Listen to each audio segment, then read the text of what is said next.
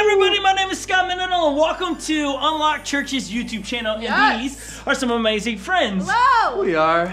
I'm Joey. We are amazing! No, we're his friends. I thought you were saying you were amazing. amazing. We are amazing Yeah. at racing. Yeah, we are. We yes. just won And that. cheating. Yeah. We're not It feels so cheaters. good. And cheating. Don't put that on us. Wait, Don't hold on. even say We don't need Wait, that hold on. energy Let's from check in with you. Brian, who's behind you. Brian, did you see the push from Joey on Kristen when she was a half lap ahead? I did, but it didn't seem like it wasn't a push. It was like A ran nudge? into her. Well, Like had you walking like pushed her. Yeah, Very different story. that's what I saw was a big extended No, push. it was I don't know called- what you That's what you saw. wanted to see. It was literally this. Go ahead. It was like a What? touch. It was like this. Enough to throw her, Boom. off her This is line. a push. I did see that I when went- I was editing the videos. Oh. Hey, it's strategy. I was like, you what were is talking about, I should have hit Lily's, I should have. No. I should have whacked her. That was Cheater. all fine. It's fine. Yes. Okay. Hey, thank you. I don't even think, sorry. What? I don't even think we had to do a tiebreaker because I think we won. Joey, watch the slow motion. Joey, we still won the tiebreaker. I know, but I'm just saying. Kristen's I'm ball just goes pointing something out. in first because of the way she releases it. This guy. We already watched the footage. My Right. goodness. Joey finally got a win. You heard him talk about $200 because in that series, we all banked not $100, but $200 those races were worth. So well done, Joey. You got your first win of 2021. We are so proud of you. It feels great. Now, can you Feels do it on great. your own, or do you need Lily to help you? Eventually. Wait, Eventually. At wait this a moment, second. my goal, I think, no, I'm just kidding. That's When- a bad goal. Never mind. I was going When to say did to beat I Lily and become like the one who helps you? Yeah, I don't know. That's what she's laughing I have at the you. blank stare like I did in that video. Yes, you did. Please go back, rewatch it later on. At one point, your Joey's talking about the week previous, and he's angry at the goal, and he just stares at it, like nothing else is said. Yeah, because nothing that I say is gonna change that board, so I'm just staring at it. Like, oh, Yeah, so it just was frustrating. pretty funny. Yeah. It was good. It was good. Brian, let me ask you this: Yes. in your professional opinion, if we do a Fox race this week, which we probably will, does Lily have a chance to stay away? Wait, so Lily is the fox? Lily is the Fox. Can she stay away for 15 minutes in the openness of Is this outdoors? Yes. Indoors? No. Yes. I think she's got a chance. It's getting warm. The roads are getting less icy. It's gonna be good. And I know that makes her nervous, right? Yeah, it does. It does. She's super nervous. She's the first person to get the foxtail and go, I don't want it. Yeah. All right. Hey, thank you for everybody clicking over from the last video. We're so stoked to have you with us. For those that were at the Chili Cook-Off, a live event here on Ice last week. Oh, man. Jeff, so good to meet you. Seth and your family, so great to meet your entire family. It was just a great day. We had 80 people on ice. We did. I mean, It was awesome. Yeah. It oh, was amazing. the hockey that was being played was like none other. Right? It was. How'd it you was do, intense. Joey? Yeah, I mean, all I gotta say is shout out to Kaylee Adams and Zach Adams and Tori Briggs and Seth's brother. You guys are unbelievable. I just said a lot of people. You guys are all great skaters. Jordan, I got out there on the ice. I had to put a hockey helmet on. I needed safety It didn't first even on that one. fit you, Joey. It didn't fit me. It was tight, and I was like, it was ugly, man. You- It was. I mean, I went out there. Though. You can't I went out there. You can't be like an all-around athlete. No, but I You wanna would just be. be too good. But he is the athlete, and so he did play well. He did well. He did. I was impressed with everyone playing hockey. I was impressed. Doesn't matter your age. Okay, so I hold in my hand the trophy that someone won. How did they win this? Best chili. Best chili. Best chili, not best white chili. Best. Oh my gosh! You just basically said that the You white just chili. went- You just went there. Okay, Brian. I just Did had you eat plenty of the chili last week? Full confession, I did not. What? I did not. Did you eat any of it? I did. Number 1 was super good. Oh. I had number 1 first because I usually start at the beginning, and then you were like, it's I was just like, so good. I just need a bowl of this. Oh my goodness. So Okay. you stopped trying? We got a lot of truth dropping today. Joey calling out I'll white be chili. honest. Number 14 would have been the best, but it was cold, and that was my wife. You're right. Okay, the name that here's the deal. The top 3 have previously won the chili cook-off before. That means their name is on the toilet 2 years or at least 2 times, not 2 years in a row. Only Holly has won in a row. She was 3-peated. She 3-peated, yeah. Repeat. That's impressive. Holly. Okay, Luke, you are the winner. You won. That was number 1. Congratulations, Luke. Luke got number 1. The white chili made it in the top 3. Hey, it's Well good. done. It's amazing. Well done. Well Never done. said it's bad. It's tasty. And You the are person so that funny. 3-peated on here made it in the top 3 as well. So there you go. They're your top 3. Luke, this is yours. Come pick it up. Second place, runner up. Holly, this is yours. This is what second place gets, is a toilet bowl cleaner. I mean, honestly, that's you can use that. It is You useful. think? Yeah. This is probably... Sure. Is that just I'm supposed sure to be a 8 joke? kids. It's you a might have joke. to- Yes, it's a joke. It's a joke, but because chili. Why? Why? Why would this be chili? You don't get it, Lily? Like you poop a lot. Oh my goodness. Okay. Beans. I was trying- Fiber. I was trying to be playful. All right. You are? That's the reason why I tried 1 chili. Yeah. You're like in previous years. Previous years I have tried like all 15, and I know what that does to your insides. Yeah, Like, I was it's- just not looking forward to it. Yeah, well said, Brian. We all know that. Okay, we spent a lot of time. If you're outside of Minnesota and you didn't come to the event, so sorry that you missed it. It was a great time. It's happened every year for Unlocked Church. We were stoked to be able to pull it off outside, and it snowed, and we had hockey, and we had fire, and we had snowmobiling, and we were on ice that was 4 feet, almost 4 feet thick. It was so good. Okay, that said, what is happening in 5 weeks from now? Easter. Easter, baby. Easter, baby. Okay, so you've been warned. Easter happens in 5 weeks from today. We want to remind you, hey, invite someone to hang out with us here online, or we will be probably, maybe, I would think, we will have signed all contracts and we'll be in a building by Easter, which would be so rad to celebrate Easter in a building. And so that, we'll still be here on YouTube still. Yes. Don't fret. So, yes. So Easter's coming, but before we show them this video, we want to see where you're watching from. So you can text in pictures to the number below, which is 651-276-8797. It's There it also is, right there below. text us pictures of where you're watching from. Maybe it's not as cold where you are as where we are. So we want to see that. Maybe you're eating bacon. Maybe you're eating pancakes. Maybe some Waking white chili. cake. I don't know. Some white chili? Do you want Dang, some? you- Because I actually do. I have love the that hookup. stuff. I have the hookup. I Thank can you. make I would it love this some. week. Okay, this is what we're gonna do. Hold on, because Joey's talking so big about this white chili. I love it. I want to invite the creator of the white chili just to come in really quick, because why are you going after I don't know. this? I just. Here she comes. Come on. Over here. Okay. All right. the white How do chili you feel maker. about Joey coming at you, white chili? I just feel like I had this last year too. People were like, that was not chili, it was queso. It was like, chili's not white. And I'm like, it's a white chicken chili. So like, I love it. I'm not a huge fan of like, I don't really like regular chili. So I love. Yeah. Yeah. And I just got really offended, Joey, because I know you love it deep down. I do love it. I do love it. I think I mean, honestly, probably being a little bit of a Let me just remind him. Yeah. I don't see Joey's name on here. I don't either. But Mine's on I there. do see your name on Yeah. Yeah. So. Are you gonna say your wife's name's on there? Your wife's name's on here, yes. Yeah. I great feel cook. the rage coming off. This of is you. Oh so no, good. I'm so being a good. bully. I'm being a bully. What? No, Okay, you're not so- being a bully. Okay. I'm being a bully. The beautiful thing is that we are competitive in every form around here, and that is I true. apologize, in chili. Kaylee. Yeah. You apologize. It's okay, Joey. I would love some of your white I chili. accept your apology. I'll bring you some. Okay, so while we continue the bantering here, send your pictures in. We'd love to see where you're watching, and then we're going to talk to some of those that are in the chat, see how you're doing. Okay, send pictures. Check this out. It's a great reminder on why you should invite for Easter. Check this video out right here. Enjoy. Right there, that's good. Well, is it by mom? Is it by me?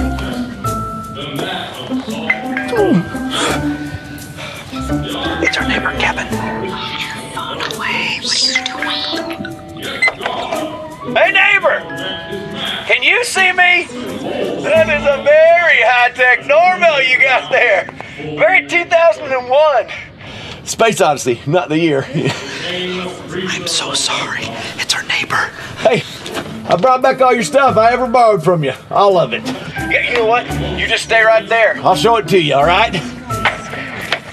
Remember this? That was fun, wasn't it? Thanks for that. I know I borrowed this to make them muffins, but it is fantastic at sifting through the cat litter. I'll get you a new one. Hey, is this your house key? You know what? I'll just let myself in. Stop!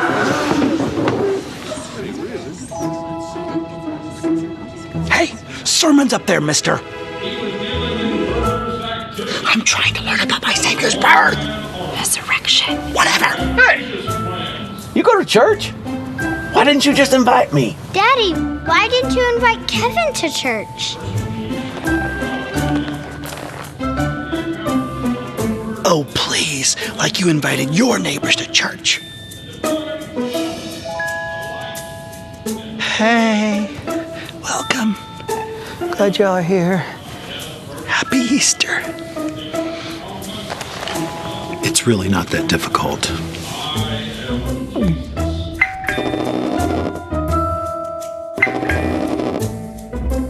Hey!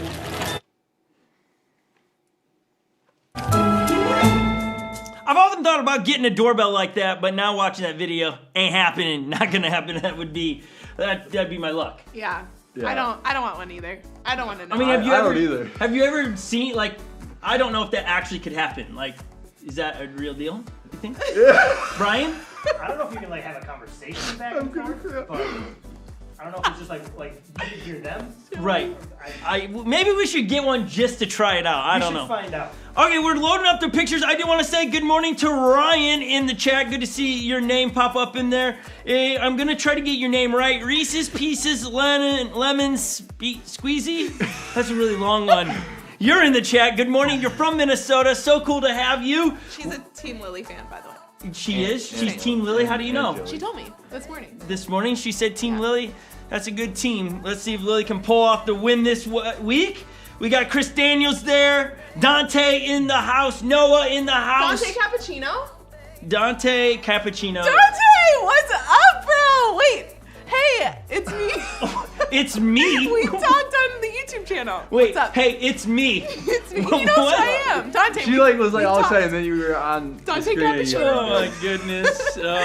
You Nice can't to make meet you. this stuff up around here like that. Seriously. Dante, it's me. Like he can't see that it's you. Dante knows who I am. We've talked on YouTube. Okay. I'm Hi, sure. Dante. We got Legend in the house. Dante, he just hi. He's like, he's totally embarrassed for you. Okay. There's so many more people in there. We got Tori, we got Michael, we have Zach, did I say that? We got John Norberg in the house. Emmeline, man, there's so many of you. Keep jumping in the chat. We'd love to keep hearing from you. Let's throw some pictures up to see who is watching where. Let's throw some of the pictures up we get to see with you. Hey, that's the Florida crew. Yes. All the way, they're eating bacon. in honor of Looks Dan. like some Dan. good bacon. So the message to the phone with this picture said, Dan, here is our bacon, or something like, we raise you now. Like, basically like saying, now you send in a picture. Is Florida like the bacon? Because aren't they in Florida? Like they are. look like they got a lot of sun. Yeah. So is bacon like that famous in I Florida? don't think so. I maybe. think we can make it as famous as we want to here in Minnesota. Okay. Yeah, this is true. Okay, let's throw up the other picture. There we go. Oh, hey, that was last week hockey. That's Zach and Tori. You guys look amazing. Those dudes. They are official. They are, man. It's snowing a If little I'm bit. picking a team, first I'm gonna pick Lily and Joey, and then I'm gonna and Kristen and Brian and anyone in this room, and then I'm gonna pick you two. Because dang, they can skate. If I'm picking a team, Kristen, can you skate? Kristen says she cannot skate. if I'm picking a team, I'm picking Zach and Tori first. Oh, what? Wait, hold on. You just shafted me. That's I not just wanted to see the reaction. Not even cool. No, I'd pick Joey first. Not even cool. Ice That's hockey. okay. All right. All right. Dan says loves the picture, by the way, of the bacon in the chat. Okay, let's throw. I think we got a couple more pictures left. Here we go. Hey, there's Dan. Dan and Parker. Parker looking good. awesome. With that's a big piece of bacon. Jordan. Jordan Is that with the- Bush? Look at the cat. Every week That's I ask. Muhammad. That's Muhammad. Every week Look I at the ask. cat. He's like, That's a good-looking cat there. The cat's posing. The cat, Actually, I can't decide The who's cat posing. is taking the lead in this picture here. Yeah, the cat is like looking off like this is Jason. right Jason. beside. That's awesome. Is Love that your it. mom and dad's wedding picture above there? It I'd looks like I'd it. like a close up on that at some Ooh, point. yeah, That'd let's get that sent in. that'd be cute. Any okay. more? Dude, is that it, Oh, here's- Seth? oh, We got one more. Hey, working out. Nice. Look Dang, at that you guys shirt. are matching What today. is going on? Dr. Luke, how much are we Did you lifting guys right plan that? No, we didn't plan it. But Did you? dang. Proud to be an American today. Okay. Wow. We got so much more for you today. Thank you for everybody sending in your pictures. Hopefully you're having fun, enjoying the chat room where you're at. Our hopes is today is to connect you in a relationship with Jesus. And if that shuts you off, today you're gonna love today because we're talking about the voices in your head, but we're also gonna talk about it's not about, I just have faith in belief in Jesus. There's more to it. We're going to talk why there should be more to it than just believe, because you don't need a spoonful of belief to be in a relationship with Jesus. We're going to talk about that right after this video here. I'm stoked on the topic today, so enjoy this and we'll be right back.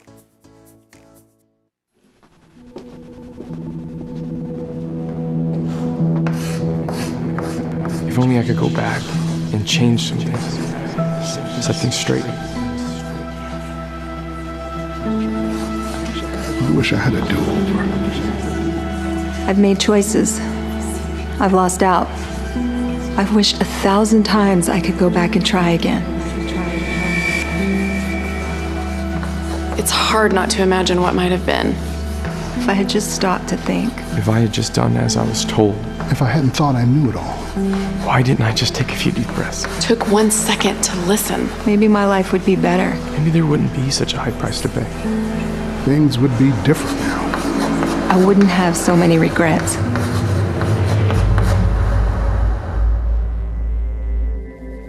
But is everything lost? Can I just get a do-over? Is there a way back to new beginnings? Because regret can mean a new beginning. When it's given to the one who produces a repentance. A repentance that delivers me from my grief. The one who takes my mistakes. And somehow redeems me through them. Who tells me I'm not the sum total of all my regrets. He tells me not to look back. Because there's nothing there to see. I am not my mistakes. He is faithful and just to forgive me. I just have to ask him.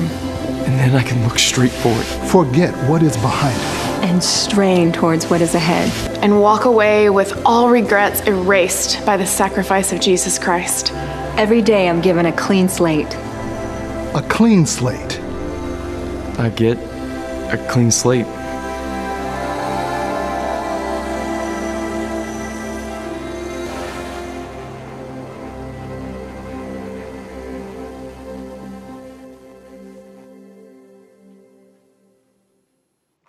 All right, I hope that is encouraging to all of us that, hey, your past can be wiped clean. I think for all of us, we kind of take our past with us most of the time, or we think it's erased and then we rewrite it up there. Hopefully that gives you some freedom. I want to really, from the bottom of my heart, say thank you to everybody that every week logs in, is in the chat, and laughs at us and pokes fun at us, because we really want to be an escape on so many levels of your week, where we can be a moment where you smile, where you're laughing, and then give you a moment to really reflect on what does God have to say in your life. Dante, you can text the number on the screen. You were asking about where you can send pictures of bacon. Here, that number, that's for you, Dante. Just text that picture. Lily would like to see it, she said. She's smacking her head. I don't know what's going on, but nonetheless, if you want to send that in, that's the number. Anybody else can do the same. Thank you so much again for everybody that has sent pictures in over the time. You make it so much fun to do what we're doing. Today, we're going to wrap up, but kind of start another topic. As we're 5 weeks outside of Easter, we're going to ramp our way up to Easter. It's one of those times of the years as a pastor, I I've taught on this for 22 years, and it's like, how do you do this creatively in a way that you hear something differently, that you get something out of it you haven't gotten before? If we can switch to this camera right over here, I want you guys to be able to experience Easter like you never have before. That's my hopes. And so today, what we're going to do is we're going to talk about belief in faith, which is interesting. When we talk about belief in faith, we all have the idea of belief in faith, but if you've grown up in the church, there's this version of faith and belief that is different than if you were in the workplace of faith and belief. It's funny how when we are in a spiritual context, faith becomes mystical in a sense. Like it's just this belief in unseen things, which yes, but it's not necessarily that, hey, you just need more faith, right? Just get more faith and you'll be good. It's not that at all. And so we're going to talk about how do I follow Jesus? How do I become a follower of Jesus? Is it I just need a dose of more belief? Do I need a dose of more faith? I really don't think it's that. It is. This is how, again, it's a really big concept today, so I hope I do it justice today. I hope I unpack it right. But we believe based on evidence, okay? That's really where belief should be, with evidence. I remember reading from an author at one point that said, most people are talked out of being a Christ follower because they were never talked into being a follower of Jesus. Does that make sense? Like this is a person that studies people that walk away from the faith all the time. The author is saying most people walk away or are talked out of being a follower of Jesus because they were never talked in to being a follower of Jesus before. I grew up in the church and people would just say, no, you got to believe. You just got to believe. And then when I was in the South, when I lived in Florida, people would say, you just got to believe, brother. Or I would hear people say, sister, you need more faith. That sounds great, but how do I get that? Like, is there some like app place that I go and get it? Do I buy it? How do I get more faith? And how do I get more? Well, how do I just get more? It's an easy answer, but it's very hard to apply. And so we want to go back and we want to talk about what do the authors of the New Testament, Matthew, Mark, Luke, and John have to say? What does Jesus have to say on this? Because I think if I said to you, hey, if you want to be a follower of Jesus, you just need to believe. Well, believe. You just got to believe. You got to have more faith. I think the authors of the Bible and Jesus would go, no, it's actually, no. It's different. You got to have something. It's simple. It's simple, but it's not as simple as just believe, because it actually sounds complex to just say believe, to have more faith. And I've been guilty of this before, of doing it in my life, is to just tell, oh no, it's believe, which it is, but it's not just blind faith and blind belief. It's not just that. And that's what we're going to talk about today. I hope we unpack it. And so how do we believe? How do we get more faith? We believe based on confidence in the person delivering the information. We believe in evidence and confidence in the person delivering the message. Think about this. When you were in grade school and you were learning math, and the teacher said today, I'm going to teach you 8 plus 8 equals 16.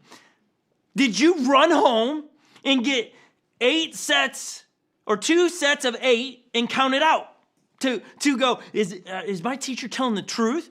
No, why? Because as a young student, you had confidence in the person that was delivering the information, and then the evidence that was presented in the room confirmed that they were telling the truth, and so you didn't go home and had to go, I don't believe it.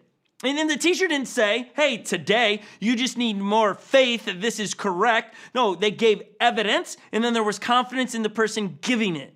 Okay, take those two things as we talk about a relationship with Jesus. If you're on the fence about Jesus and who he is, okay, so you need to have confidence in the person sharing the information, and you need to have evidence. And there's so much evidence. There's so much evidence in Jesus being the Messiah in who he is, that I thought instead of me going through it all in my notes, we found a great video that really breaks it down in a humorous way. You got to follow along because he talks faster, or maybe as fast as me. But I hope you enjoyed this. This is the evidence I'm talking about. That it's not just a blind faith that, hey, Jesus is the Son of Man, and you just got to go, I just got to believe that. I just gotta have more faith, brother or sister. It's not that. There are so many evidence that point to Jesus being the Son of Man. Watch this video. You'll see what I mean. I hope you enjoy this and this gets you excited. Check this out right here. Now, lots of people say that there's no evidence for the resurrection of Jesus Christ, so all I'm going to do here is provide one line of evidence. It's unfortunate, but I just don't have the time to mention something like the half-dozen facts developed by resurrection expert Gary Habermas, for instance. Minimal facts that even skeptics, atheists, and liberal scholars agree on. These facts are as follows. 1. That Jesus died by crucifixion. 2. That very soon afterwards, his followers had real experiences that they thought were actual appearances of the risen Jesus. 3. That their lives were transformed as a result, even to the point of being willing to die specifically for their faith in the resurrection message. 4. That these things were taught very early, soon after the crucifixion. 5. That James, Jesus' unbelieving brother, became a Christian due to his own experience that he thought was the resurrected Christ. And 6. That the Christian persecutor Paul, formerly Saul of Tarsus, also became a believer after a similar experience. Man, I wish I had the time to mention those, but I just don't. No time, good sir. No time at all. I just don't have time to bring up what former atheist and law-trained journalist Lee Strobel said when he said, I figured it would be easy to disprove the resurrection. Give me a weekend and I can shred Christianity's central claim. Well, it wasn't that easy. After investigating the historical evidence, Mr. Strobel believed in the resurrection of Jesus. Watch the movie, read the books. Bummer I couldn't mention that to you. Ain't got time for this quote either. My job is to infer what is most reasonable from the list of evidences, said cold case detective J. Warner Wallace. After digging into the evidence, I was convinced that what the Bible claims about the death, burial, and resurrection of Jesus is the best explanation. The only weakness in the case, and there are always weaknesses, was my own bias against resurrections. Now, since I don't have time to mention such things, let me just get right to my point, okay? My one and only line of evidence has to do with the appearances of Jesus after his death. This is recorded in an early creed cited by the aforementioned Paul the Apostle, which we find in his letter to the Corinthian church. For I delivered to you as of first importance what I also received, that Christ died for our sins in accordance with the Scriptures, that he was buried, that he was raised on the third day in accordance with the Scriptures, and that he appeared to Cephas, then to the 12. Then he appeared to more than 500 brothers at one time. Then he appeared to James, then to all the apostles, and last of all, he appeared also to me. Okay, there's a lot of people who saw Jesus after he was crucified and buried, and this is exactly why Paul was so confident to stand in front of Festus and King Agrippa and tell them the truth. It's in Acts 25 and 26. Here's a snippet. Paul says, I stand here testifying, saying nothing but what the prophets and Moses said would come to pass, that the Christ must suffer, and that by being the first to rise from the dead, he would proclaim light both to our people and to the Gentiles. Now Festus said with a loud voice, Paul, your great learning is driving you out of your mind.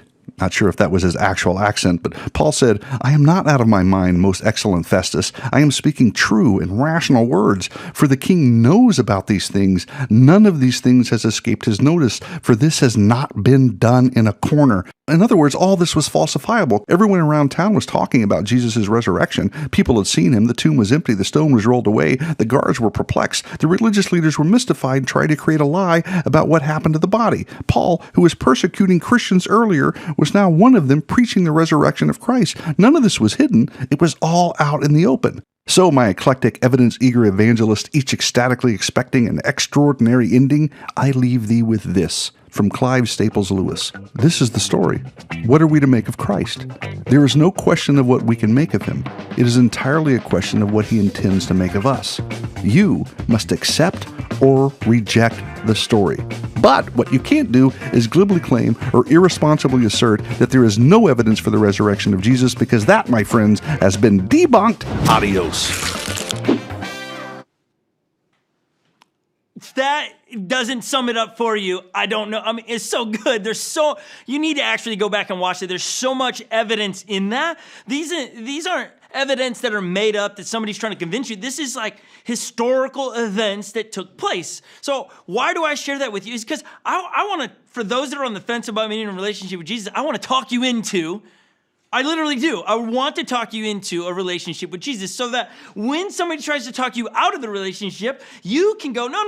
I have the evidence. I have facts. it isn't about just believing a story that's long, long ago in a galaxy far, far away. This isn't that kind of story. I try to use that illustration all the time. This isn't Hollywood stories. These are real life, true events that took place.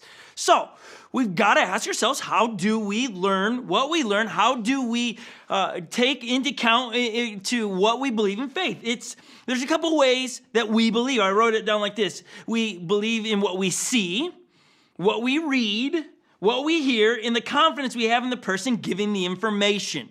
So when it comes to Jesus, we don't necessarily get to see Jesus alive today. We can see what he does, right? We see the impact. I can see the impact in my life. I'm different than I was when I first became a follower of Jesus because Jesus is working in my life. And so I can see the evidence of Jesus in my life. I can see the evidence in other people's lives as people say they become followers of Jesus. The old them disappears. They start to become kinder. They begin to love. They don't hold grudges. They're not selfish. They don't hate. You can see those things start to change. That's the evidence that Jesus is who he said he is, and he's changing lives. So therefore, I can see that, but I don't actually see Jesus because he's in heaven at the moment.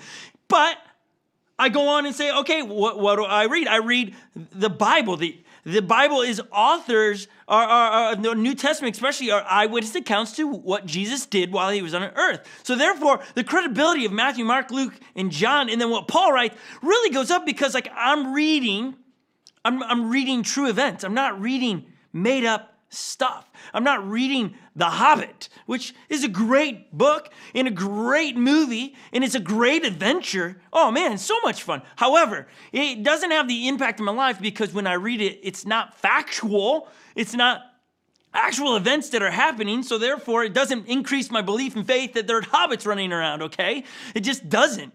Now, maybe some people do look like hobbits, and just shave your feet and it'll be all right. We'll be okay. You know, they have hairy feet. If you didn't know it, you haven't seen it, they're little people with big feet. They're hairy, okay? Watch it. Don't be offended.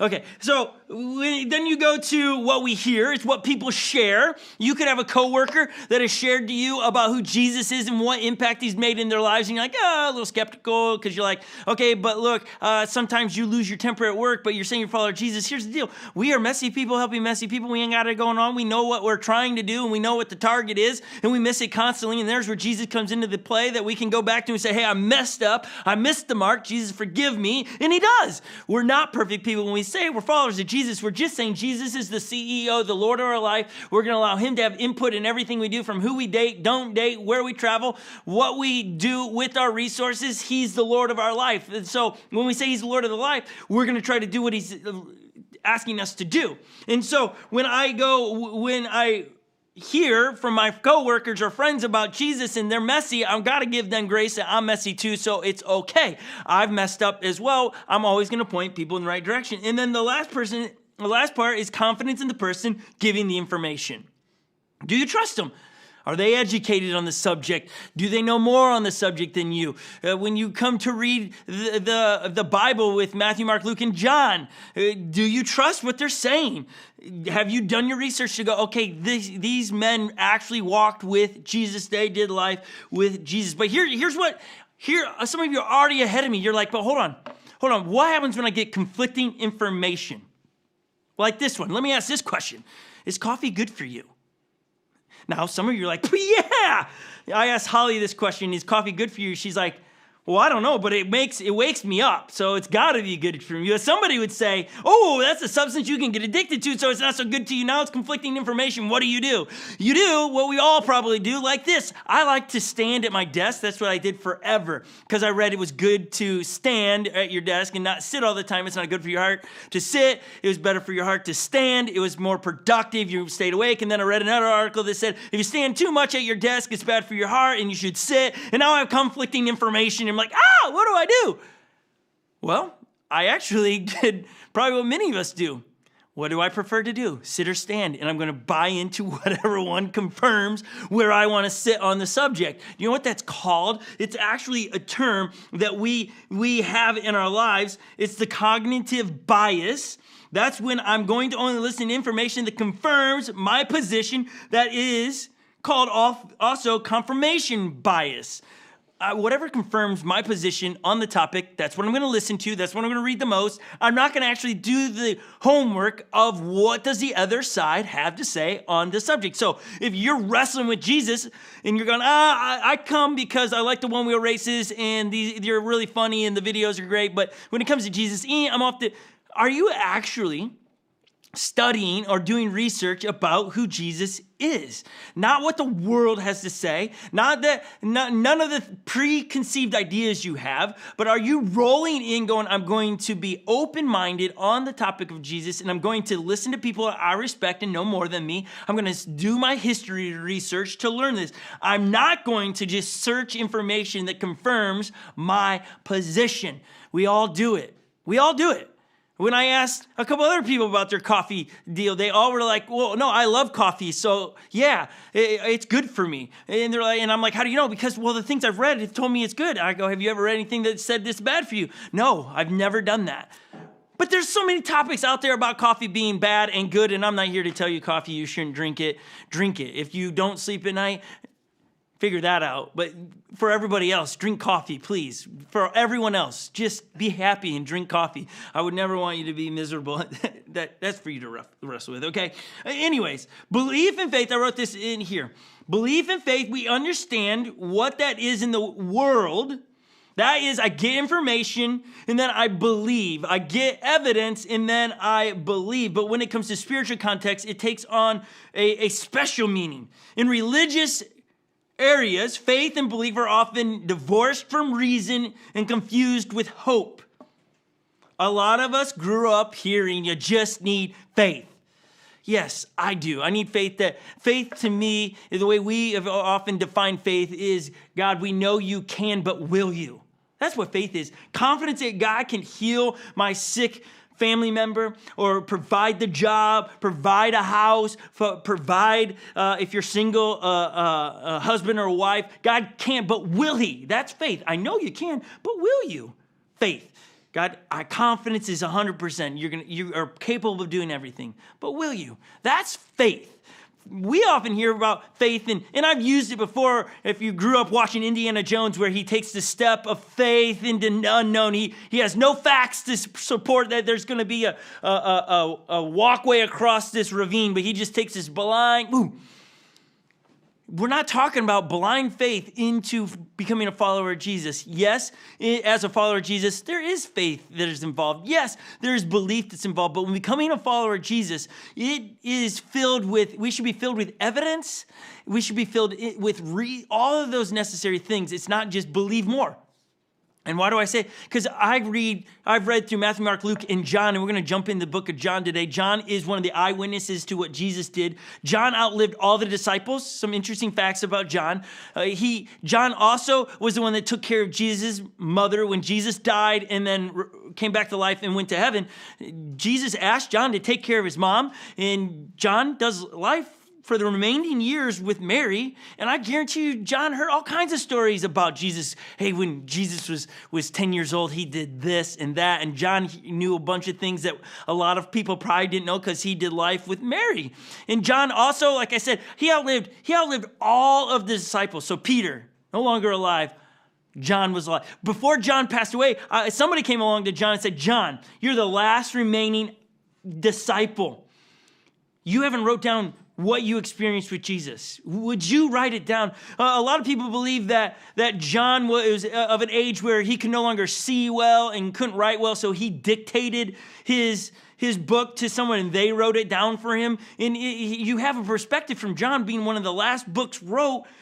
I think the interesting thing for me, and one of the facts for me, is John could come back and go, okay, Peter is no longer alive, so I'm going to really bash this guy. I'm going to really call him out on some things. And you never read that. What you read in the account of John is he sticks to the main story of Jesus. He gives us the details of Jesus. John writes, he gives the thesis of his book, hey, this is what my book's about, at the very end of the book, which is interesting. Instead of doing it at the beginning, he does it at the end. And I just want to jump to the part where he writes that. He puts the purpose of his book in John chapter 20, verse 30. These are John writing, Jesus performed many signs in the presence of his disciples, which are not recorded in this book. but these were written that you may believe that Jesus is the Messiah, the Son of God, and that by believing you may have life in his name. Okay, words are pink there for a lot of different reasons, and I'm going to break it down. So first, he goes, Jesus performed many other signs. He doesn't say miracles there. He says signs.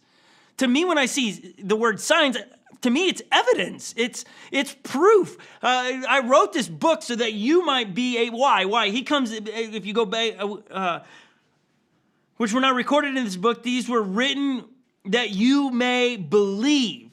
I wrote my book to give you evidence that Jesus is who he said he is, to give you signs that Jesus is the Son of Man, that you may believe. After you see the evidence, after you do your research, then you believe. If you grew up in church and you're just like, I don't really know why I'm a follower of Jesus, that's the way I was raised, then you're borrowing your family's relationship with Jesus. You want to have your own, do your own homework. Why do you believe that Jesus is the Son of Man? Why are you a follower of Jesus? Because when you unlock that piece in you, then you'll start reading your Bible because it's unlocked. I'm a follower of Jesus because of what he did. And because of what he did, I want to learn more about him. I want to get closer to him because you'll understand the things that Jesus did for you and your belief goes up. It isn't.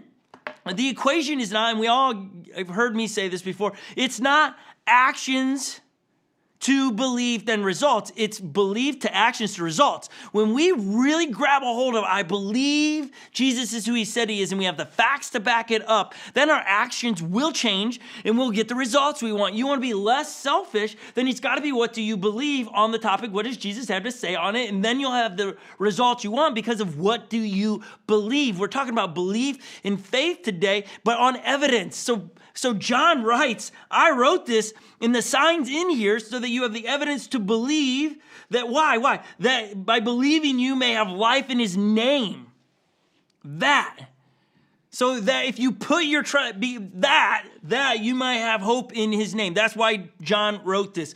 And so what we want to do over the next 5 weeks before Easter, there were 7 signs that he writes about in his book. 7 signs. 7 miracles, but he refers to them as signs. So he's like, hey, these things point to, this is the evidence that Jesus is the Son of Man and he died on a cross. 7 signs, 7 miracles we're going to talk about. And so when he writes this, he starts off with the first miracle or first sign that Jesus did. And he understands at this point, man, most people have heard this. This is like legendary stuff. Jesus walked on the earth and he performed these amazing signs and miracles, and people were talking about him all over the place. So when John writes this, he cuts to the chase oftentimes. He's like, okay, I'm just going to tell you the sign and here's why it happened and what's important about it. So we're going to use one of the first signs today to really unlock a few things for us that will give us more, hopefully increase our faith and belief. And so if you want to pick up your Bible and write this stuff down, you should read it. Read the book of John this week. You'll be ahead of us in it. You'll be able to see the signs. But John is hoping that through his experience, he might be able to convince you and me to be a follower of Jesus. Okay? That's what he's hoping. So we're going to jump into John chapter 2, verse 1. And it is where Jesus turned the water into wine. On the 3rd day, a wedding took place in Canaan in Galilee. Jesus' mother was there. Couple things for you really quick. Jesus' mother was on the hosting committee. That means she was on the committee that's pulling off the wedding, the experience, the overall vibe of the wedding. She was on that committee. She wasn't just somebody in the crowd going, oh, wow, okay, I'm just watching this. I see that problem. I can step in. No, she's involved previously in the planning, probably if she's on the hosting committee. She's now invested. She's an owner of what's happening in the room. And so she is at the wedding, not because she knows that, she might have known the bride and groom, but she's there because she was invited to help pull off the wedding. And then also the location, Canaan in Galilee, that is way north of Jerusalem if you're looking at a map. Like way north, okay? I don't have the precise mileage. Maybe I should have wrote it down, but it's way north. And what I love about John's not going, hey, somewhere in the desert, there was this wedding going on. There was none of that. He's like, this is the location of this event that took place so that you can fact check him. So he's not just making a mystical story up to prove a point. He's saying, here's the facts. It was way north of Jerusalem. Jesus' mother was there. Going on in verse 2, and Jesus and his disciples were also invited to the wedding. So, author John, guy writing this, he was there. John was there. Wedding days back in those days, like we say wedding days here, and it's like maybe 2 days because you have your rehearsal on Friday night. If you're getting married, you have rehearsal dinner the day before, then the wedding. So 2 days, right? That's the events, okay? Well, in this day and age, it was a week long, 2 weeks long, like super expensive. Could you imagine having a wedding ceremony for an entire week? I mean, that would be intense. That's just a lot of just stuff. Like a lot of food, a lot of wine, a lot of everything. Okay, so put that in context when you're hearing this story. It isn't one day this all takes place. This is over a long week. When somebody showed up to your wedding, they're committed. They're coming from long, far away. They're not getting on planes and it's an hour drive or, right? They're journeying on donkeys for days. That's why they're throwing a party so long, because they got to be able to justify people traveling 3 days to get there. So like, okay, if they traveled 3 days, we better make this 6 days, so at least they're here longer than they traveled. That's just how probably they thought. And so this is a week-long event. The true event goes on from the author John. When the wine was gone, Jesus' mother said to him, "They have no more wine." So Jesus' mother comes to him and goes, "Hey, Jesus, we got an issue. I'm on the hosting committee, and we just ran out of wine. We didn't plan well enough. Okay, so it's a wee bit of a problem. We're going to look real bad here. So, Jesus, could you do something here?" I would imagine, my creative mind just jumping in here, I got to think that Jesus' mom was like, this has happened before. We were out of milk one time in the house, and I said, "Hey, Jesus, hey, buddy, we're out of milk. Can you help us out here, okay? We need some milk." Or, "Hey, Jesus, it's my plants I planted, it's a little dry out there. Can you help us out with some rain?" I think raising Jesus was probably really interesting because Mary already knew that Jesus was capable of doing some of this thing. So it wasn't like, I have an idea. Maybe my son can do something. Maybe he'll run to the grocery store. I think she's tapping in on the idea that, okay, my son Jesus, he can do a few things. And so let's come to Jesus and say, "Hey, Jesus, we just ran out of wine. Do your thing, just like help me out. Help me not look so bad." And so here's what Jesus' response was. He goes, "Woman." That's how at least I read it. It's like, woman? But really the translation is, it's a little bit more endearing, if we can come back to me really quick. It's a little bit more endearing as I put it in quotes there. It's like more like, "My lady." Like, I'm not going to call you mom right now, so I'm going to say, "My lady," a term of respect. He's not going, "Woman, get out of here." He's not doing that, as much as that's how I read it and laugh every time. That's not what he's doing. Going, "My lady." He goes on, "Why do you involve me?" Jesus replied, "My hour has not yet come." He's just saying, hey, this is not my problem. What do you want me to, I'm not going to do this publicly. It's fine when we're out of milk at home and I help us out. That's cool, because that's for my family and no one's making a big deal about it. But when we're out here in public, it's just not my turn. I'm not going to do it. And I love Mary's response. She says to the servants, "Do whatever he tells you." She's like, he's going to do something. I know he is. He's just talking right now. He's just talking. He's going to show up because he's done it before. So whatever he tells you to do, servants, you do what he said, because it's going to be real good. It's going to be real good, but you got to listen to him. And so John writes down, as he says that he turns to do whatever he said, nearby stood 6 stone jars, the kind used by the Jews for ceremonially washing, each holding 20 to 30 gallons. Like, these are not small jars. I was going to say buckets. I was just imagining this. Like, I think a 5-gallon bucket of water is heavy and big and obnoxious.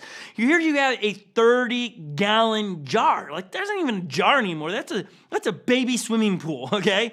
But that's what they got here. And that's because in that day and age, if you were a young Jewish person or Jewish person, there were ceremonial washings that you had to do. Wash your hands, and then they were like, they would ask, what's my hands? Is it like here? Is it up to here? And so like they defined it. The hand is from the tips of the fingers to the elbows. So like, okay, I got to wash all the way to the elbows and they were just trying to make sure they were washing their hands. So they made up, well, we don't know actually where the hand is, so we'll go to the elbow so we make sure we're really good. That's just how humans get, right? When we're trying to figure out, well, what is good, we don't really know how to define good, so we just make some really crazy, this is probably good enough, this is your hand. But in case we're wrong, we'll go to here. And we get caught into that all the time. Is like, what is good enough? If we're just striving after to just be good and we don't know where to define good from, it's going to be a definition that is going to be very different from everybody else. We could ask all the people here today in the studio, what is good? Define what good is without using Jesus principles, and we would get very different results. And that's why you can't use, well, you know what, I just think I'm a good person, so that makes me a follower of Jesus. No, good people, that's fine, great, that's wonderful, but it's a belief in who Jesus is. And it's not a belief, a blind belief. It's an educated, well-informed belief system that we cannot be talked out of, that Jesus is who he said he is. We are confident who he is. And why is it important to be able to be so confident and that we can't be talked out of who Jesus is? Because if it ever gets to a time in our lives where something goes crazy, where somebody was to ask you, hey, are you a follower of Jesus? And if you say you are, you're not going to get something, or we're going to make fun of you, or we're going to do something harmful to you. You better be confident in what you believe and not go wishy-washy going, I don't know if I believe. When you have the facts, you're going to go, I know what I believe. The confidence will rise up. When we are faced with doing shady things like, oh, do I cheat on my taxes, or do I do it completely right? Oh man, my belief in Jesus is to do the right thing because I am confident that he is who he said he is, so I'm going to do what he's asked me to do, and that's not to cheat, and so I'm going to not cheat even when I think I could get away with it. We're going to be able to execute the Jesus principles because we're confident Jesus is who he said he is. We believe it because we're well-informed and well-educated on it. And so you got these jars that represent the past. Okay, this generation of Israelites, the jars represent the covenant and traditions of their childhood and growing up. They stood for a process of getting right with God. These jars are sitting in the house and they're empty because of all the people coming to the party. They're getting themselves ceremonially clean so that they can eat food and they can participate in the events today. These jars represent the old covenant, what God had set up with the Israelites way back in the day. And then when Jesus came, Jesus looks over and sees the jars. Jesus came to replace the old. That's what he came. He's like, oh, and so this miracle he's about to do, like, sets it all up in an analogy. That's what's so great about it. It's not just like, well, I don't know why he did that. Why did he turn water into wine? Does this mean drinking is okay then? What should I do with this? It's not like some mystical thing. It's starting, when you see all these little pieces, you're like, oh wait, the old covenant is represented in these jars. What is he about to do? What he's about to do is so rad and it's mind-blowing. What God's, I wrote it in here. So I already told you it represented the traditions of the old. It stood for the process of getting right with God by washing your hands. But it is what Jesus came to replace and point to what was going to take place. So he came to take place, and in this moment he's saying, I'm going to point to what I'm about to do. God's temporary covenant with the nation of Israel, God's temporary arrangement with Israel was established at Mount Sinai, was disappearing, and it was coming to an end. That's what's happening in this moment. Is like, okay, the old covenant is about to make a transition because the old covenant was set up for this moment. It was to teach us that we need something to get us in right standing with God, and that was through the law. And now Jesus is coming and going, okay, I'm about to do something different. When the law was given, hear me on this, because I don't want somebody to put words in my mouth like I'm saying, like, so we don't read the Old Testament. Oh, Old Testament, very important. Read it. Consume it. I'm not telling you to throw it out. It's part of who we are. It reveals God's character.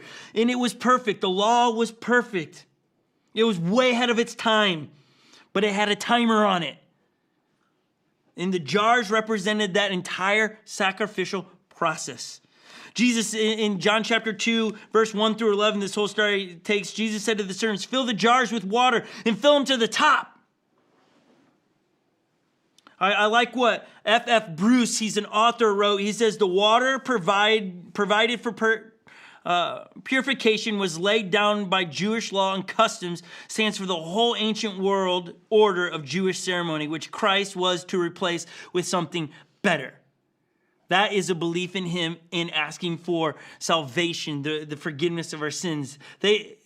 Then he told them, now draw some out and take it to the master of the banquet. Now, when you hear master of banquet, I don't know what you always have thought, and I just think it's like whoever's like over the party, like who's paying for it. But the master of the banquet was the head waiter, the one responsible for the entire event. It wasn't the owner, it wasn't the bride's dad or something. It was whoever's in charge of it that makes sure that the right process is happening of the events. They take the wine to it, and the story is documented. They did so, and the master of the banquet tasted the water that had been turned into wine, and he didn't realize where it had come from, though the servant who'd drawn the water knew.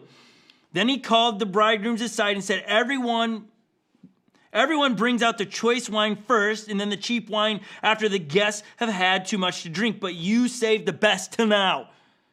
It's right there on the screen. You can read it for yourself really quick. But you have saved the best till now. They're like scratching their head because what the host is saying, hold on, you did it way different here. Because usually when everybody's sober, you give them the best. They go, ooh, this wine's so tasty, great stuff. Wow, where did you get this? And they wouldn't say from the hills of California. They probably have way better vineyards over there. And they were like, this is so good. By like day 7 we're talking about, right? We're not talking about hours. We're talking day 7. They bring up the crap stuff that's been sitting around for weeks. And they're like, no one cares anymore because you're just trashed. You're like, it's wine, whatever. And let me just disclaimer really quick. You're like, why is wine always all in the Bible? Because in those day and age, it was healthier for you to drink wine than it was water. Because the purification of water, they just didn't know how to get it done. They knew that if I have my 2 choices, wine or water, wine, okay, if I drink too much, I'm going to forget what happened. I'm going to do something stupid, so I'm going to not drink too much. Water, if I drink that, it could kill me. Okay? That could kill me or make me really sick. So they didn't drink as much water. That's why wine is the thing in there. Jesus is now using this whole thing to teach us something. That the wine that they were talking about came out first was like supposed to be the best, right? But then it was the second wave of it was even better. It's an indication that the old covenant was great and met every expectation and wowed and wooed everybody. But the new was exceptional. What Jesus was about to do was amazing. What Jesus was about to do, no one had seen done before. People don't do it like what Jesus is about to do. It was going to be mesmerizing. It didn't make much sense. Just like what the host is saying, this doesn't make sense. Why would you do this? So, I'm making sure I'm back into, okay, so when what Jesus did here in Cana of Galilee was the first of the signs through which he revealed his glory, and his disciples believed in him. I love how John says that. In his disciples, meaning himself, we believed into him. It was like our belief rose here because we saw this miracle. We see what Jesus is doing. But when you read through the Gospels, what I love about the Gospels is the authors don't write themselves as the heroes. Like if I was writing a book about myself, I would make myself the hero. Let's be honest, you would too. You wouldn't write all your flaws in. You would hide your flaws. You would make yourself come off much better than you really are. But when you read the stories from all the disciples, I mean, we all say it all the time. They're morons, okay? It's like, how are you going to deny who Jesus is? How are you gonna walk away? How are you gonna sell him for money? And you're just like, we're like, you guys are crazy, but we do it all the time. We stand in workplaces, we stand in environments that would bash our principles of who Jesus is, and we don't stand up at all. We stay silent. We're not raising our voices on things that are in the world that we know that are not okay. We sit silent. It's like we're embarrassed to be followers of Jesus. We know the Jesus principles that are being ripped apart and shredded politically and all these things, yet we stay silent. And maybe it is because we don't know how to do it with love. At the end of the day, love needs to be the filter we do all through. And if you do it ahead of love, then what you're going to do is hurt a lot of people. And that's where we become known as hypocrites. That's where we get known as just people that aren't trying to be like followers of Jesus. But here's the deal. When we stay silent on these things that we know are Jesus principles, when we sit there, it's us saying, I don't know. I don't know who Jesus is. I'm not going to stand up for that. So we are just as guilty as the authors of Matthew, Mark, Luke, and John are of they believe at one point, they're quiet at next. They stand up for Jesus, then they don't. Ooh, wait, big storm. Who are you, Jesus? Are you the one to come, or should we want somebody else?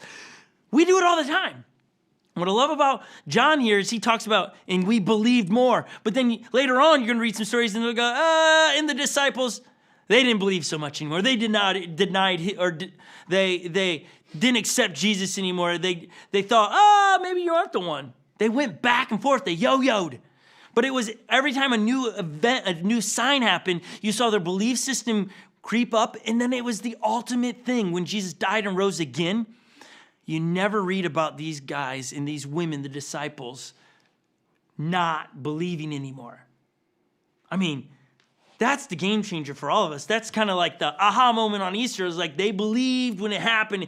That was it. It solidified it all for them. It changed their life forever because of an event. It helped them to permanently believe. And it goes on. After this, we went down to Capernaum with his mother and brothers and disciples, and there they stayed for a few days. And why did they believe? Because someone said, just believe or you need more faith? No, there was a reason to believe. See, unlike John, I really like this. Unlike John, our faith in Jesus doesn't come by seeing, but it comes from hearing stories of eyewitnesses. Right? We weren't there, but we've got to go back to the other part of believing. It is the confidence in the person telling us the story. Our confidence rises up because we know John was an eyewitness accounts to the event. And so we trust that. Therefore, our belief goes up. John writes in a chapter before the chapter we just read, in John chapter 1, verse 14, he says, "The Word became flesh and made his dwelling among us, that we have seen his glory, and the glory of the one and only Son who came from the Father, full of grace and truth." That's the confidence we have in John, because he said he dwelled with us, and we have seen his glory, who came from the Father, full of grace and truth. So over the next few weeks, I wrote it like this. So next few weeks, we're going to go through the 7 signs that John wrote about. And my hope is that you'll move from, I became a follower of Jesus because of faith, but because you have learned from eyewitnesses, Jesus is God's Son. That your confidence will go up because you will have turned your head and your eyes to the signs. And you want to be a good student and read ahead? Then read the whole book of John, and you'll get all the signs, and you'll go, oh. But may you see what Jesus is doing in the very first sign. He's trying to set up to those around. The old, I'm about to do something new, and it's going to be better than the old. And the part that we get to be part of, the new that we get to be a part of, is great. And I want to invite every one of you, those that have grown up in the church and your faith in Jesus is because you went to church and that's all you know. I want you to move from that kind of faith into, I know Jesus is the Messiah because of these facts. And those that are on the fence about Jesus because you're like, boy, he just sounds so like hocus pocus kind of stuff. And like miracles you're talking about and signs, like, come on, this is weird stuff. I want you to search for facts that would be on the opposite of where you're sitting right now. And today we gave you some facts, and next week we're going to give you more facts. This is going to be a fun series for you to invite your friends and families to join in, because we're going to give facts to why we should move from I just believe, or you just need to believe, to I know that. I know because of eyewitness accounts of what Jesus actually did. Now, we're going to transition to some music here, and why we're going to do it at the end of this and why we're done in the last couple of weeks is so that you have a moment to reflect and do business with God. We want you to take everything you heard today, and maybe for you, it just solidifies it more and gives you more confidence. Woo! I serve a God that is alive and not dead, a God that's up to something great, and I'm excited about it, and you can't wait to get to work to tell people all about it. Wonderful. During this next portion, reflect on God and may your confidence goes up. For those that are on the fence about is Jesus who he says he is, may you come in and soften your heart and say, Jesus, teach me over the next few weeks what you want me to learn. For those that were on the fence and you're moving towards more, oh, maybe Jesus is who he said he is, may you over the next few moments have a conversation with Jesus saying, Jesus, teach me. Give me eyes to see what you want me to see. And as we're going to do that, we have a video that just sends us in the right direction over the next few moments as the band gets ready.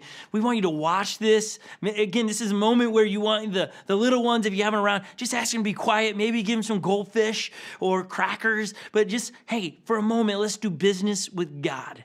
We're going to be done here in a few moments, and you're going to get into your Sunday, and it's going to be a fun day. But may you take a moment to pause and reflect on what is Jesus saying to you, and what are you going to do about it. Check out this video right here. Enjoy.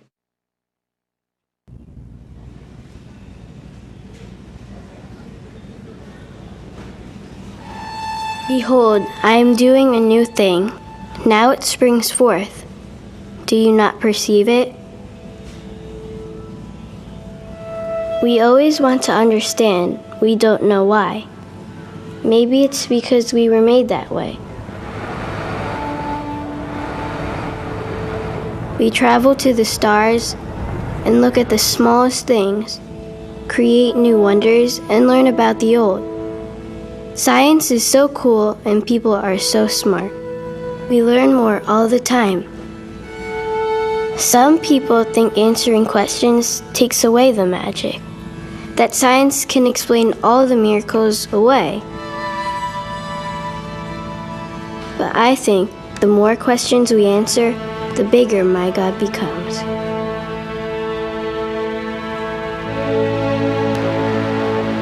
My God is a big God. The Bible is just a book, but these words mean something. These words that tell stories of kings and queens, wars and miracles, giants and demons, fires that do not burn, and men who walked on water, the broken and their Savior. I wonder if we can still believe in those things, even if we haven't seen them. Even if science can't tell us why or how. They say it still speaks to us today. They say it's a love story between God and people, that it gives us direction, shows us how to really live, that the words can mean different things to different people at different times. God still uses the Bible. He talks to us through a book. He's still talking, still loving, still working miracles.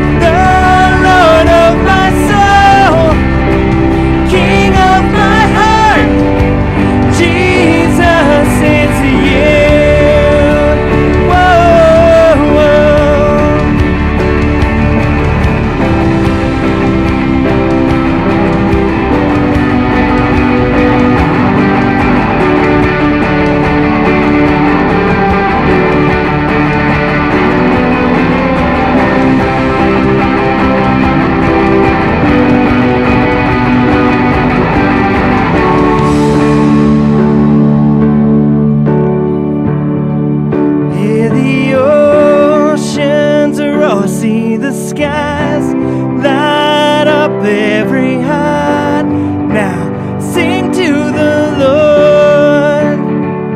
Hear the rocks cry out, see the mountains bow, every heart come worship the Lord. Come on, sing it out with us. Hear the oceans roar, see the skies light up every heart. Now worship the Lord. Hear the rocks cry out, see the mountains bow, every heart come worship the Lord. One more time, come on, sing it. Hear the oceans roar, see the skies light up every heart come worship the Lord. Hear the rocks cry out, see the mountains bow, every heart come worship the Lord.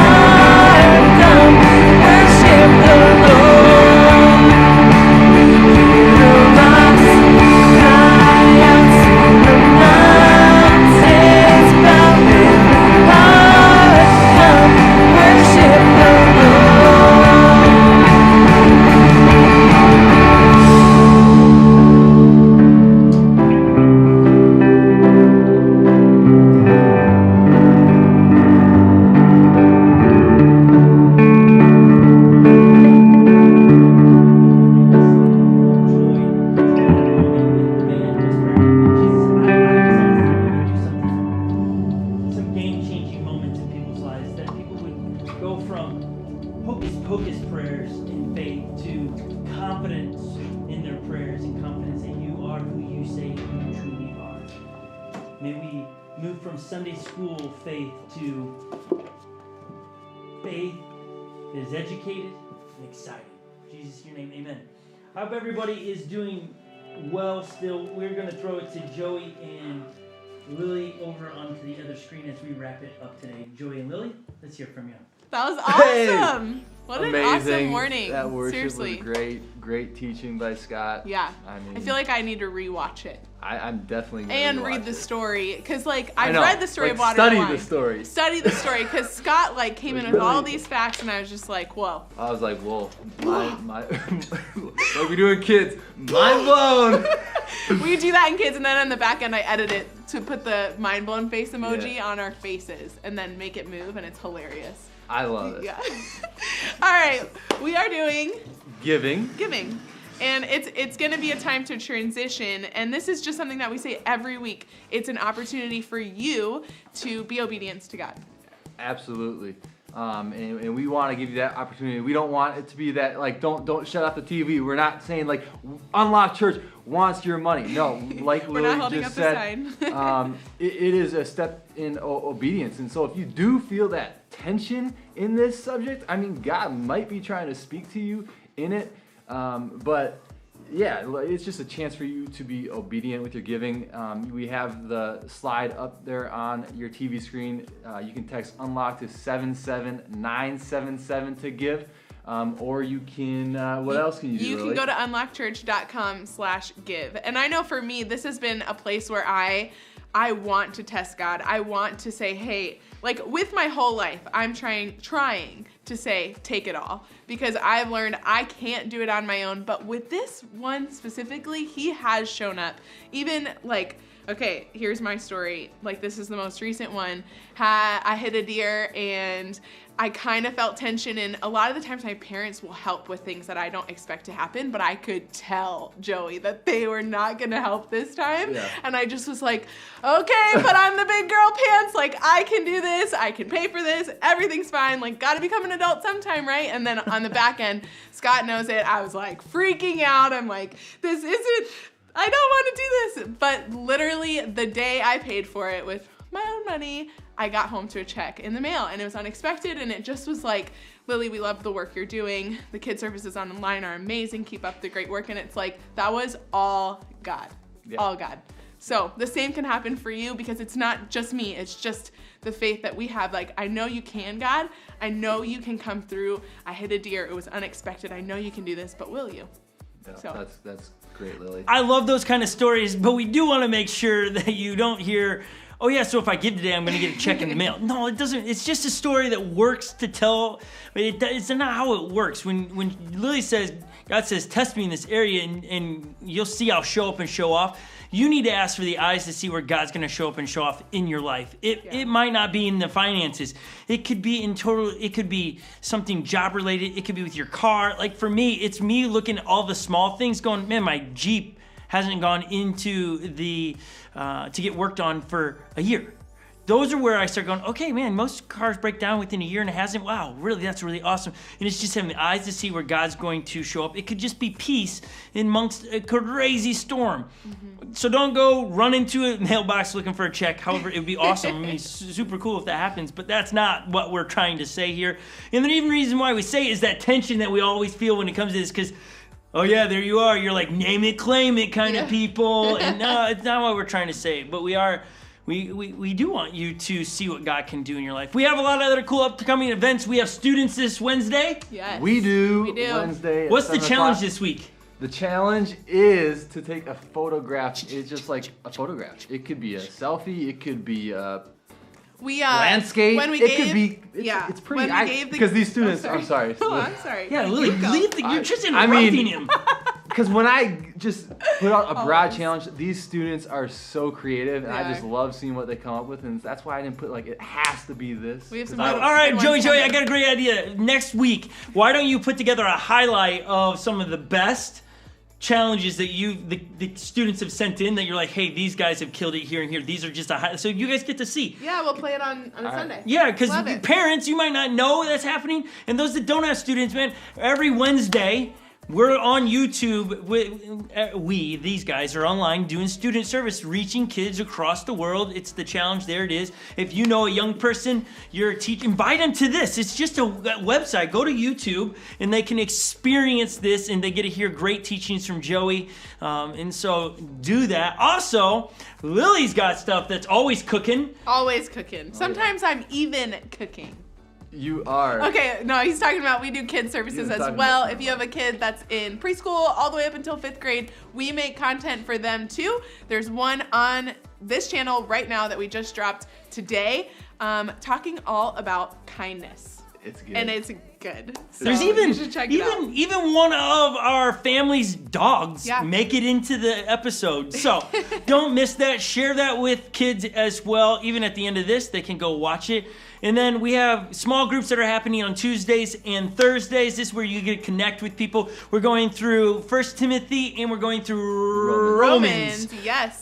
So you don't want to miss that, okay? You can find all the links to those small groups in or on our website. Just look for Digital Small Groups and you'll find it. There's the times. Even if you've not jumped in yet, it's never too late to connect. Don't do life alone. You can even come in and ask questions about, did Jesus really say this kind of stuff in there? It's a great place to do it.